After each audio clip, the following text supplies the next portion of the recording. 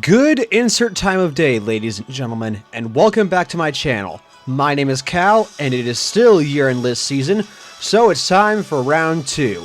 And in today's video, we are doing something special. We are counting down my top 15 favorite power metal albums of 2025. So, as you'll probably see throughout the video, there are a lot of names that many of you will not be familiar with. That is because I made the horrific mistake of going onto the metal archives to see what was releasing this year. And I found a lot, and I mean a lot, of cool new bands for you guys to check out, which you'll be hearing me talk about in this video. So with that being said, grab whatever snacks you would like to chow down on, turn on whatever heavy metal tunes you'd like to listen to whenever you watch a video, and let us begin the list. At number 15, we have Mob Rules. No, not that one. Let me try this again. At number 15, we have Mob Rules, Rise of the Ruler. Now, I was very shocked that a lot of power metal YouTube channels and reviewers were not listening to this one. So I decided, you know what? Why don't I give it a spin, see what it's like? And it's really good. It's just classic meat and potatoes German power metal, but it works effectively well. Standout songs for me include The Fall of Dendayar, Future Loom, Back to Savage Land, Trial and Trail of Fear, Providence, On the Trail. Yeah, it's just classic German power metal, and I really like Klaus Dirk's vocals on here. He just emanates that classic Michael Kiske, a bit of Hansi Kursk if you had a bit of a lower range. Yeah, definitely give this album a listen if you're a longtime German power metal fan. This is for fans of classic era Helloween, Blind Guardian. Modern, I would probably say Reinforcer to a degree. But yeah, definitely check this out. It is worth your time. At number 14, we have Burning Witches, Inquisition. This might be some of the fastest guitar playing I have heard all year, because this is an awesome album. Right from the opening track, well, I say opening track because there's an intro at the beginning, Soul Eater, you just get pummeled over the head with enormously fast riffs, incredible vocals. I mean, this album is just so good. The aforementioned Soul Eater, Inquisition, High Priestess of the Night, Release Me, In the Eye of the Storm, Mirror Mirror, coincidentally, that's what's playing behind me. Yeah, this is an absolutely amazing album. There's Ramona and Courtney just killing it on the guitars. Laura on vocals. It's absolutely incredible. Definitely give this album a listen if you're a longtime Burning Witches fan. If you're a longtime heavy metal fan, I would say this is in the realms of some classic Iron Maiden, but it's a lot heavier than Iron Maiden. A bit of Haunt, maybe, stuff like that. Some of the classic revival bands. Tail Gunner would be a good one. Yeah, just give this album a listen. You'll love it either way. It's so good. And the guitar playing on this album, yeah, it's off the charts and how good it is. Definitely check it out. At number 13, we have Battle Beast, Steelbound. Now, yes, I'm going to get into the elephant in the room later, but for now, let's just talk about the album.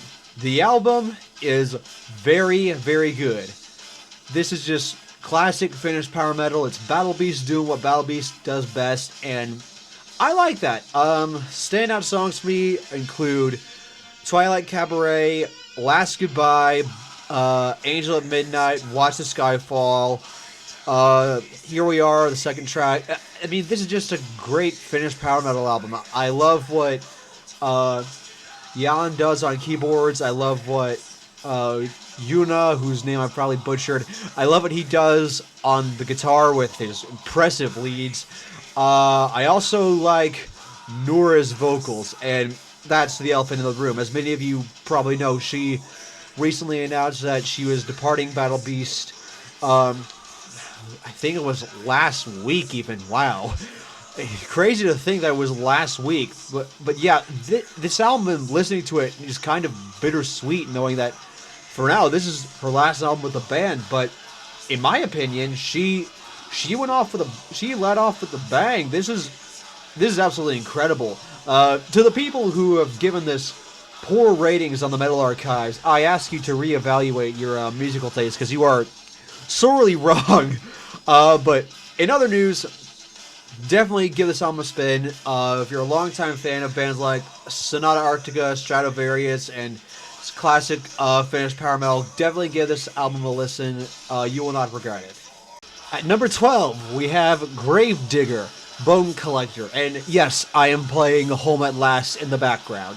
Now, I know some of you are probably going to point out the AI album cover. I'm just going to leave it be because I know that's probably been talked to death over already, but regardless, you want to know how I feel about the album, and I think the album is really good. It's just classic Gravedigger doing what Gravedigger do best, just meat and potatoes, German power metal, heavy metal. It teeters between both in some cases, but it is just really good. Like the title track, Bone Collector, Rich Support in the Dying, Kingdom of Skulls, Devil's Serenade, Riders of Doom, Graveyard Kings, Forever Evil, and Buried Alive. Yeah, it's just Gravedigger doing what Gravedigger do best. I love Chris Bronenthal's vocals. I love what Jens Becker does on the bass.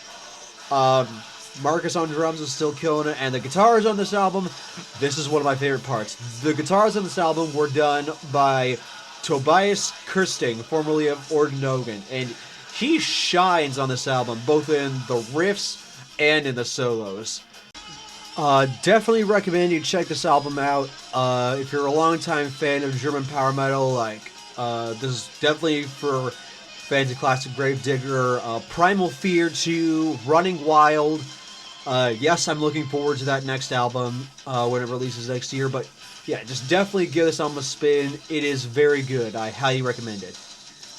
So, there's a bit of irony with this next one, since I mentioned Primal Fear, and coincidentally, my number 11 is Domination by Primal Fear. Yeah, this is, like, in a similar vein to Gravedigger. It's just classic German meat and potatoes power metal, heavy metal. Primal Fear doing what Primal Fear does best. Ralph Sheepers, of course, still hitting those high notes. No wonder he wanted to try out for Judas Priest. Fun fact for you all. Yeah, but the opening track, The Hunter, Heroes and Gods, Hallucinations, The Dead Don't Die, Mad Boy March, Destroyer, Far Away. It's just classic Primal Fear doing what Primal Fear does best. And I don't remember which track it is. Maybe you guys will remember in the comments. But Matt Center actually gets to do some vocals on here. He does a co-lead on, I think it's either Eden or Scream. Either way. This is also the first album with Talia Belazeka, whose name I've probably butchered, formerly of Frozen Crown, on lead guitar, and she does absolutely incredible. Like, I mean, literally, just listen to her, all the leads she lays down. You'll understand what I mean. And I seriously recommend you guys give this a listen if you're a longtime fan of German heavy metal, like, of course, Gravedigger, Running Wild, Halloween. Judas Priest, too. Definitely Judas Priest vibes on here if they were more in a power metal tone, but definitely give this a listen. I highly recommend it, and I hope you guys like it, too. At number 10, we have The Storyteller, The Final Stand. I went into this one blind. This is my first album experience listening to The Storyteller, and I really enjoyed it. This is old school. I mean old school Swedish power metal. Standout tracks for me include It's Story Time, Tower of Fear, This Time Tomorrow, Fields of Blood and Steel, They Will Fear Our Battle Cry, In the Shadows. Other than guest musicians, the only person who's credited on this album is the band's frontman, LG Person, who I'm probably pronouncing his name wrong, but he does a good job vocally. Yeah, his vocals might put some people off, but the music behind this album is really good. I love the guitars, I love the bass, I love the drums. I especially love the solos on this album. They're really good. In fact, they're done by Cedric Forsberg, who is a legendary punk musician over in Sweden. But other than that, this is a really good album. I highly recommend you give it a listen if you're a longtime fan of bands like Hammerfall. What other big Swedish power metal bands are there? Sabaton, of course. Dynasty. It's worth your time. I will definitely say that it is a bit long. It's almost at an hour's time. But other than that, this is a really good album. I highly recommend you give it a listen. You will not regret it. At number 9, and there's no way I couldn't include this album on the list, Halloween, Giants and Monsters. This album is one of the greatest German power metal albums to release this year. First of all, that album art by Andreas Marschall is amazing. And this is the second album with all three vocalists, Michael Kiske, Kai Hansen, and Andy Darris. And from start to finish, it is just incredible. Giants on the Run, Save You Over the World, A Little is a Little Too Much, We Can Be Gods, This is Tokyo, Universe, Gravity for Hearts, Hand of God, Majestic. There's a lot of great songs on this album. I love the guitar playing on this one with Kai, Michael, and Sasha. The bass Marcus does on here, and Daniel Lobe on drums. Incredibly underrated drummer. He did a marvelous job on this album, and this was produced by Charlie Bauerfeld, and this is a very interesting one. Dennis Ward from Pink Cream 69. Yes, you heard that right. He also assisted on production with this. But still, though, definitely give this album a spin if you're a longtime Halloween fan, Blind Guardian fan, Running Wild fan, just a fan of German power metal in general. You will like this. It is beautiful. So, at number 8, and I could not make my year-end list without putting this band on. I can already hear some of my friends groaning in sadness, but they're just going to have to suck it up. My number 8 is Sabaton, Legends. You'll be hearing a lot more about this when I do my top 20 albums of 2025. Yes, it's on that list, spoiler alert. But I'm just going to do a brief summary of it here real quick. This is just Sabaton doing what Sabaton does best, and I can't really fault them for it. You know, I really like this album. I know it's got a smack dab 50% on the Metal Archives, which you're wrong, by the way, guys. There are a lot of good tracks on here. My only qualm is that some of the lyrics in a couple of songs, namely Hordes of Khan and The Duelist, and some of the musical parts in Tiger Among Dragons are a bit strange, but other than that, it's a really solid album. Definitely give it a listen if you're a longtime Sabaton fan, if you're a fan of bands like Hammerfall, Bloodbound, Judas Priest. Yeah, definitely give it a spin. It's really good. At number 7, the award for Danciest Metal Album of the Year goes to Feuerschwanz, Nightclub. I went into this kind of expecting it to be what I expected from Feuerschwanz. I was proven dead wrong from the first song, Nightclub. This is full of just get up and start dancing music, and it is amazing. The opening track, Nightclub, Valhalla, Testament, Sam the Brave, Drunken Dragon. The last song, Lords of Fire, which features Chris Hams from Lord of the Lost. There we go. And the second song, Valhalla, features, of course, the Queen of Metal herself, Doro Pesch. But yeah, this is a lot of fun. I love Ben Metzner and Peter's vocals trading off Stephanie on the violin, and of course Hans Platz on guitar. This is destined to be a good album. Definitely give it a listen if you're a longtime Feuerschwanz fan. If you're a longtime folk metal fan, I would say this is probably for fans of Trollfest, maybe in a similar vein to them, maybe Insiferum. Any band that makes this folk metal and power metal together, you will love this. If either way, just give it a listen, and yeah, that's all I can say right now. At number 6, we have Maestric, Espresso della Vita Lunaire. Again, say that album title 10 times fast, and your tongue will fall off. I guarantee it. As many of you know, I had the pleasure of seeing this band live at Prague Power USA this year, and they put on an incredible show. And this album has some of the longest songs I have listened to all year. We have one called The Root, which is 12 minutes, and the last track is 17 minutes. But they're both wonderful songs, and I'm going to spoil this for you now. This is on my year-end list, so I can't talk about it much right now, but what I can say is It is wonderful. If you're a fan of Brazilian progressive power metal bands and just progressive power metal in general, like, this is big vibes of like Symphony X and Evergrey. Yeah, definitely give this album a listen. It is beautiful. I highly recommend it. At number 5, we have Crimson Shadows, Whispers of War. Hey, look, a repeat. As many of you know, I had this in my top 10 Megadeth albums of 2025, and it was just so good, I couldn't leave it off the best power metal albums of 2025. You guys all know how I feel about this, of course. Donovan Age, Guardians, Whispers of War, with Matt from Cryptopsy, Battle Harder 2, Battle Harder.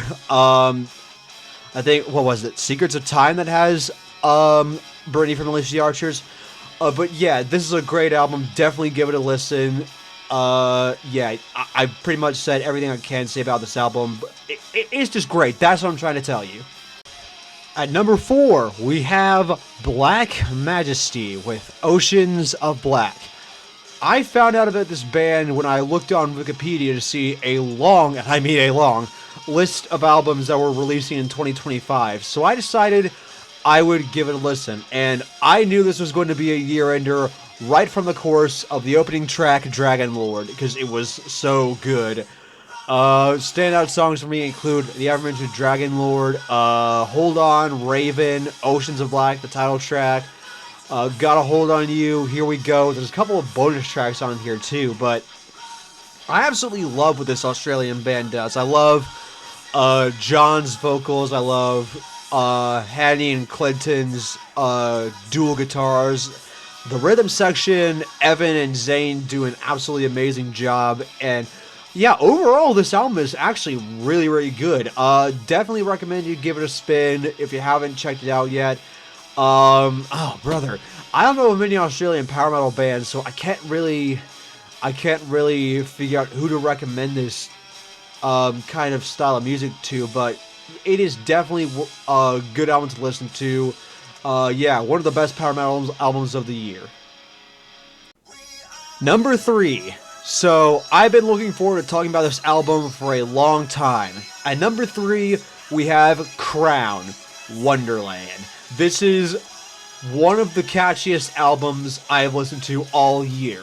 So, for the context behind this band, Crown, as they describe themselves, are a melodic hard rock supergroup from Sweden, and the band is full of all-stars. Like, on bass, you have John Levin from Europe. On drums, you have Kristen Lundqvist, whose name I probably mispronounced, from the Poodles. On keys and guitar, you have Yona T from Heat and New Horizon. On vocals, you have Alexander Strandell from Art Nation. And on guitar, you have Rob Love Magnuson from Dynasty. And they got together and wrote one of the best and catchiest albums of 2025. Like, spoiler alert, this is also on my year-end list, and it is very high up. But this album, oh my word, there's just so many catchy riffs, hooks, leads, choruses. Wonderland, Waiting for You, Eye of the Oracle, Heaven Tonight, Goodbye, Love Thy Enemy, Hearts Collide. Every song on this album is a banger through and through. I just listen. Give this album a spin. I cannot understate how good this album is. This is definitely for fans of all the bands that I've mentioned: Europe, Heat, Art Nation, Dynasty. Yeah, it's so good. If I was going to talk about this album more, I wish I could, but we have 2 left, and there's a reason these next 2 albums are where they are. And if anyone from Prog Power USA is watching, Milton, please book this band for 2027. I'll be first in line to get tickets. At number 2, and a very deserved number 2, we have Majestica, Power Train. Now, as many of you probably know, I had the honor of seeing Majestica at Prog Power USA this year, and I got to meet their mastermind, Tommy Johansson. And I got a signed vinyl, which whole experience was worth it, but I digress. So, Majestica's sophomore album does not hold back. This is wonderful Swedish symphonic power metal. It is just beautiful. From the opening track, Power Train, the chorus in that song. This band knows how to write a good chorus. I will warn you ahead of time. Battle Cry, My Epic Dragon, A Story in the Night, Go Higher, Victorious. Every song on here is just absolutely incredible. And Tommy and the other guitarist, Petra Yarpa, just trading off the leads.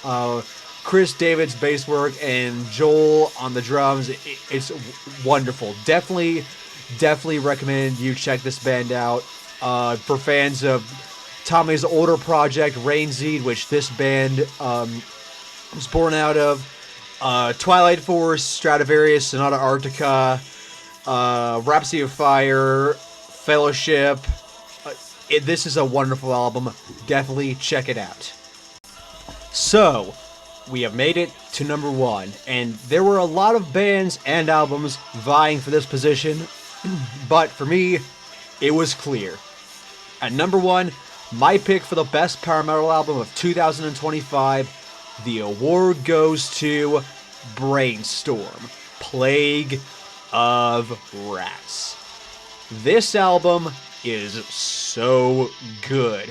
I listened to this, I think, the week before I went to Prog Power USA when I was mowing my front yard, and right from the opening track, I knew this was going to be a year-ender for me.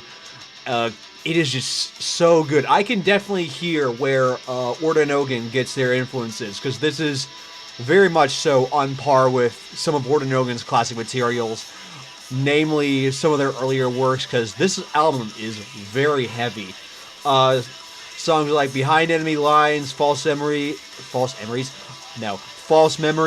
Masquerade Conspiracy, The Dark of Night, Crawling, Eater of Snakes, The Shepherd Girl. There are, with a lot of albums on this list, every song is great, and this album is no exception. This is so good. Andy B. Frank, in particular, who many of you might know for his work with bands like Simforce. Simforce? Is that how you say it? I don't know. Power metal names are kind of confusing. He does a great job on here. Torsten and Milan on guitars do really good as well. This is the last album with Dieter on drums and Jem on bass, and now in a collective twist with Ordenogan, they have Ordenogan drummer Dirk Meyer Bearhorn, I think is how you say his name, as their live drummer. So I'm going to be seeing this band at Prog Power next year. I'll probably see Dirk again, and I cannot wait for their performance, and I highly recommend you give this album a spin, because it is amazing. This is for, like I said, this is for fans of Ordenogan. Also, I would throw in Iced Earth, Vicious Rumors, Jag Panzer, Nocturnal Rites, Primal Fear. Yeah, this is a great album. Highly recommend you check it out. Absolutely incredible. So, that does it for my top 15 power metal albums of 2025. This was a really fun list to make, because for those of you who don't know, power metal is my favorite metal genre. Stay tuned for December 23rd, when I release my top 10 best concert performances of 2025. After that, we'll be getting onto my long list of honorable mentions before we head into the last video, which is my top 20 favorite albums of 2025. And as you probably heard me say throughout this video, some of these albums are on my year-end list. But with that being said, it is time to copy Throw Some Metal again. If you guys like this video, give it a thumbs up, and if you're new to the channel, subscribe, because I do stuff like this mostly all the time. What else do I have to say? I don't really think I have anything else to say other than my classic outro. So, with that being said, ladies and gentlemen, until we meet again, my name is Cal, and I will catch you trackside. Have a great night, everybody.